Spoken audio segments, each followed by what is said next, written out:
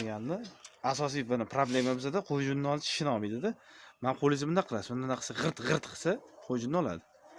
Keyin buni ishlatib turib muzdek suvga shap etib qolishadi. Suvga tiqsa bo'ladi, issiq suvga faqat mashetgacha tiqasizlar. Ha, issiq suvga tozalash uchun. Suvga tozalash uchun. Keyin buni moylab ishlatasiz. Moylaganingizda tikadigan mashina moydan nimda qilib yuborasiz. Solib qo'yar ichiga. Tesoramni. Mana bitta hozir o'rgatib qo'yay, qarab olishi.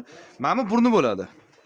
Qiziyapti deydi ko'pchilik. Qizimasligi uchun burnini tozalab turasiz cho'tkasida.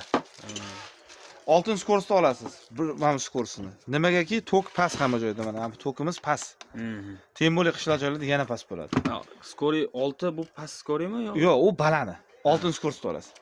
Mana buni eshitsangiz buni g'irt qiladi. G'irtillasa qo'yjunni oladi. G'irtillamasa qo'yjunni olmaydi sizda bo'lsa. Tishi metkada turibdi, o'zi normalniy turibdi tishi mana.